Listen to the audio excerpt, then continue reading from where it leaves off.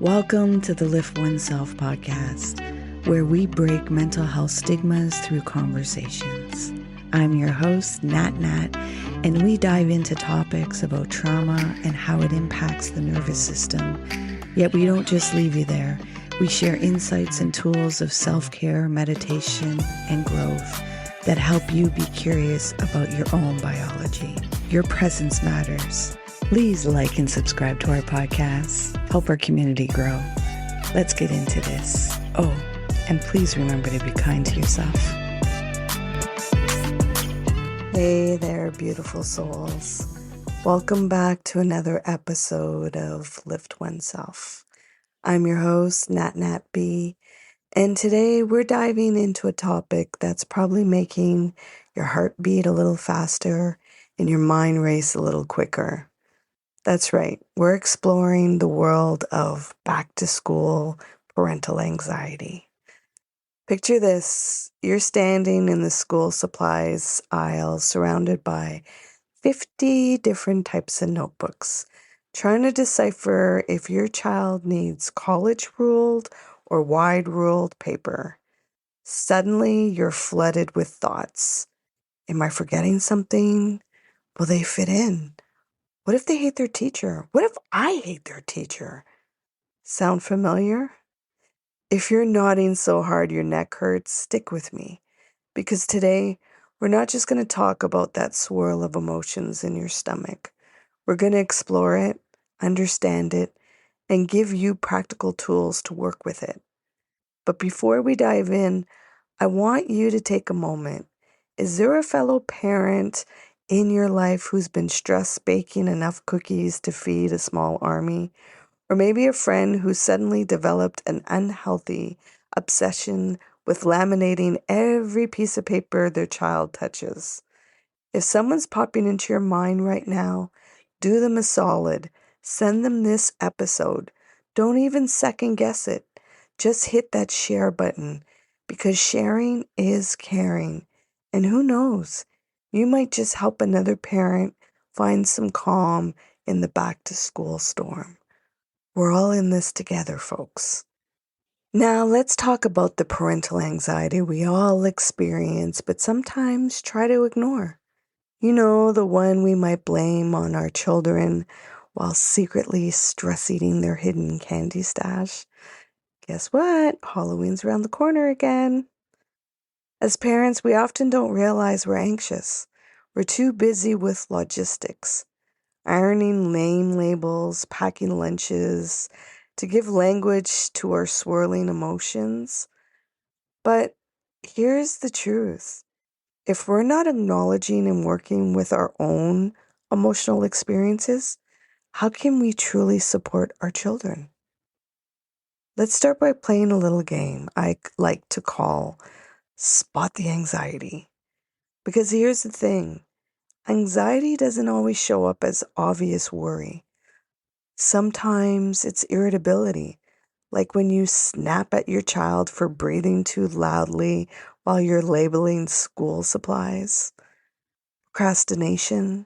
Hello, last minute dash to buy school shoes. Perfectionism. Rewriting your child's all about me sheet 17 times. Physical symptoms. That mysterious eye twitch that shows up every August. Take a moment and think about how anxiety shows up for you. Maybe it's one of these, or maybe it's something entirely different. Recognizing these various manifestations is the first step in understanding and working with our anxiety. Now that we've identified some ways anxiety might show up, let's talk about how we can work with it. Navigating back-to-school anxiety isn't about fighting against our feelings or trying to make them disappear. Instead, it's about building a toolkit of strategies that help us understand and work alongside our anxiety. Today, we're going to cover both supplementary aids and mindfulness techniques to help you navigate this sea of emotions more effectively. Speaking of tools for your anxiety navigation toolkit, I've got a little something I want to share with you. It's a product that's been really helpful for me in managing my own stress levels, especially during these high intensity parenting moments. It's called Magic Mind. And no, it's not a spell to make your child do their homework without complaining. Although, wouldn't that be nice? Because I have one that just wants and it just drives me bonkers.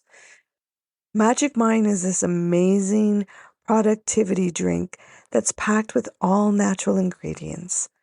We're talking adaptogens, nootropics, matcha. It's like a support team for your brain.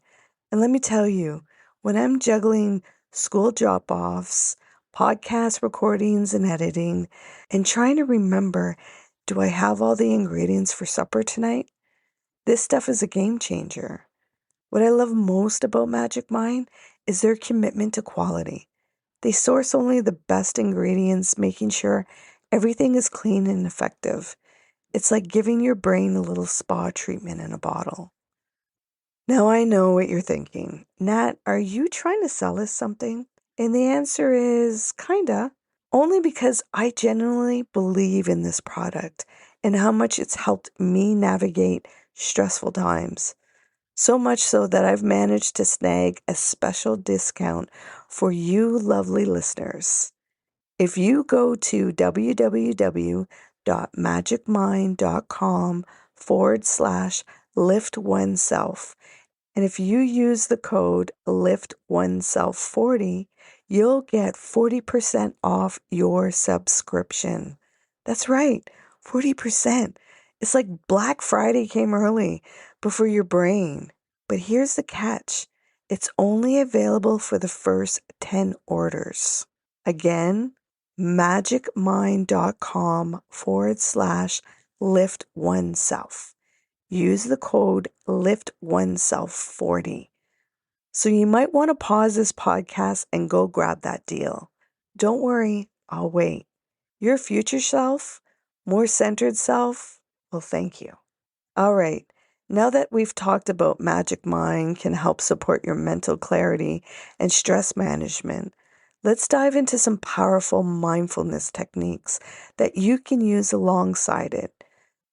These practices can help you stay grounded and focused, allowing you to better understand and work with your anxiety, especially during those hectic back-to-school moments. The first technique is the 5-4-3-2-1 grounding technique. This is perfect for those moments when you're feeling overwhelmed by thoughts about whether your child will remember how to open their locker or are they going to eat their lunch. Here's how it works. Name 5 things you can see, 4 things you can touch, 3 things you can hear, 2 things you can smell, 1 thing you can taste. This technique helps bring you back to the present moment, creating some space between you and those anxious thoughts. Now, the next technique is called the worry wave. Imagine your worries as waves in the ocean. Watch them rise, peak, and then naturally fall away. Don't try to stop the waves. Just observe them. This technique helps you remember that anxious feelings like waves are a natural part of life. They come and go, and by observing them without judgment, we can learn from what they're telling us. And many of you might recognize when I'm guiding you in the meditations and I'm telling you to stay with your breath, it's exactly this, the waves coming and going, and just observing, not interfering in it. Now, another technique is called the mantra moment. It's to create a short, powerful phrase to remind yourself of your capacity to work with the anxiety. Something like, I can learn from this feeling, or this anxiety is here to tell me something. Or my personal favorite, what happened before isn't happening now. Another one you might want to use is, I'm listening to myself, and that's powerful. Choose whatever resonates with you and use it as a way to center yourself when anxiety arises. Now, another technique is the worry window concept. Now, here's a game changer, folks. The worry window isn't about, pushing away your anxious thoughts, but rather about giving them a dedicated time and space. Set aside a specific time each day, say 15 minutes, dedicated to exploring your worries. When anxious thoughts pop up outside this window, acknowledge them and jot them down for later. Then during your worry window, give those thoughts your full attention. The magic? You're teaching your brain that there's a time and place to fully engage with these thoughts, and that it's okay to set them aside temporarily at other times. Plus, often when you come back to these worries later, you might find new insights and perspectives. That concern about your child not having anyone to sit with at lunch, during your worry window, you might realize it's pointing to a broader desire to ensure your child feels socially comfortable, which could lead to constructive ideas. What you're doing here is reshaping and reprogramming your nervous system. Now, here's another one, the anxiety exploration exercise. Get ready for some insightful writing. Grab a notebook and set a timer for 10 minutes. Now write down every anxious thought or feeling that presents in your mind. Don't censor, don't judge. Just let it all flow onto the paper. When the timer dings, take a deep breath and read through your list. For each item, ask yourself, what is this anxiety trying to tell me? What's important to me that this anxiety is highlighting? You might find that some worries are pointing to values you hold dear in areas where you might need more information or support. So these were techniques that will help you to engage with the anxiety, engage in rewiring your nervous system, helping to regulate. Now, I want to take you into a moment for a brief guided meditation to help us work with this back to school anxiety. I'm going to ask you to find a comfy spot and you're going to close your eyes. Unless you're driving, in which case, please keep them open. Safety first, people. Now imagine you standing at the school gates, watching your child walk away. Feel the weight of their backpack in your hands. Still warm from their body, take a deep breath in, noticing any worries or fears you have for them. Now, as you exhale, imagine those worries as leaves floating on a gentle stream. With each breath, notice another worry, the concern about them not fitting in. See it as a leaf gently carried by the water. The thought about their safety, another leaf moving along the stream. The concern about their academic performance, one more leaf flowing with the current. Now imagine your child turning back to wave at you. See their smile, bright and excited for the day ahead. Let that image fill you with warmth and a sense of connection. They're on their journey, and you're here supporting them. Take a deep breath in, and as you exhale, let all that worry go. Take another deep breath in,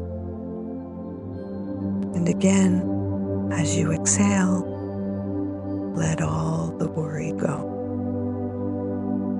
Now take one more deep breath, and as you exhale, gently open your eyes and come back to the present moment. Now, after that, I hope there's a little bit more calm and safety in your body. And these are things that you can do for yourself throughout the day, taking 2 minutes for yourself to just breathe and process and just let some stuff go. Now, here's a perspective shift for you. What if we viewed anxiety not as a problem to solve, but as information to understand? Stay with me here. That anxiety, it's often a sign of how much you care.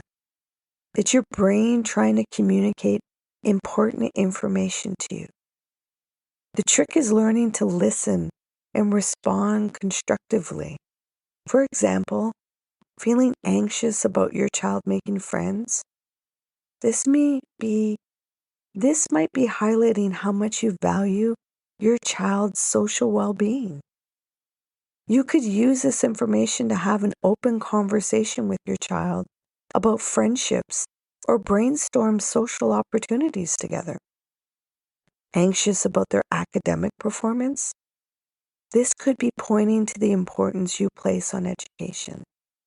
Let it motivate you to create a calm, supportive homework environment or to check in with teachers about your child's progress.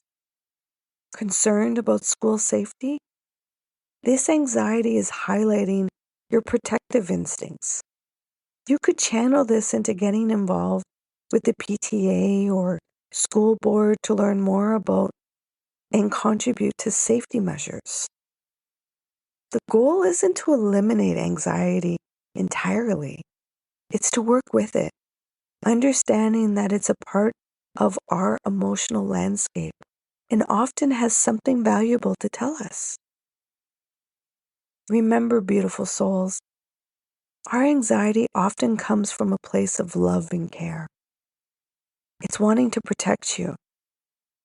We experience these feelings because we're invested in our children's well-being. We need to balance this with trust. Trust in our children, in their teachers, and most importantly, in ourselves as parents. Let's recap what we've covered today. We learn how to recognize different ways anxiety might show up for us. I shared what Magic Mind has done for me and how it can potentially be an ally in your stress management toolkit.